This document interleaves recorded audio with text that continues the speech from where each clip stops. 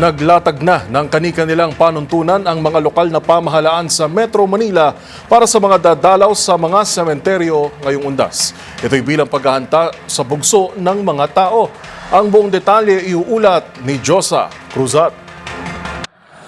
Puspusan na ang paghahanda ng mga lokal na pamahalaan sa Metro Manila para sa Undas ngayong taon.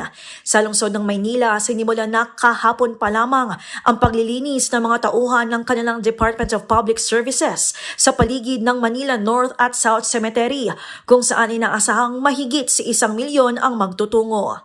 Kasadong sarado na rin ang ilang mga pangunahing kalsada sa lungsod. Simula ito ng alas 12 ng madaling araw, October 30, hanggang alas 7 ng gabi sa November 3 upang maiwasan ang traffic sa pagdagsa ng mga bibisita. Sa Malabon City, nagpatupad na rin ng road closure sa Lascano Street, corner MH Del Pilar simula ngayong araw hanggang sa November 2 upang magbigay daan sa pagbubukas ng Tugatog Public Cemetery sa Undas. Maaga pa lamang ay nagbigay paalala naman ang Muntinlupa LGU sa mga bibisita sa mga sementeryo at memorial park sa lungsod. Kasama na rito ang mga ipinagbabawal na dalhin sa loob ng sementeryo, gayon din ang pagpapabawal na magpark sa libingang panlungsod ng Muntinlupa. Maliban sa mga paalala ay may handog ding libreng sakay ang lokal na pamahalaan ng Muntinlupa sa mga pupunta sa Everest Hills Memorial Park sa Undas simula sa October 31 hanggang November 1 mula alas 6 ng umaga hanggang alas 6 ng gabi. Sa Quezon City, handa na rin ang Bagbag Public Cemetery at Novaliches Public Cemetery na tumanggap ng mga dadalaw sa kanilang yumaong mga kamag-anak.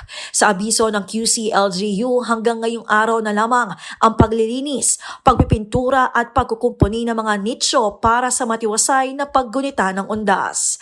Sa San Juan City Cemetery, naglatag ng seguridad sa pasilidad nito si Mayor Francis Zamora sa pamamagitan ng ikinasang inspeksyon kahapon ng umaga, kasamang iba pang opisyal ng lokal na pamahalaan bilang paghahanda sa Undas. Tagumpay naman ang ikinasang clearing at cleaning operations ng Taguig LGU sa lahat ng mga sementeryo at memorial park sa lungsod, kabilang na ang libingan ng mga bayani para sa maayos at malinis na pagbisita ng mga dadalaw. Sa Valenzuela City, pinaigting ng lokal na pamahalaan ang kanilang Oplan Linis Ligtas Undas. Ang Valenzuela Clean and Green Team at ilang mga tauhan ng City Engineering Office nagsagawa ng paglilinis sa mga pampublikong sementeryo sa lungsod. Sa kabila ng puspusang paghahanda ng kanya-kanyang LGU, walang patid din sa kanilang clean-up operations ang Metropolitan Manila Development Authority sa labas at paligid ng ilang pangunahing sementeryo sa Kalakhang, Maynila.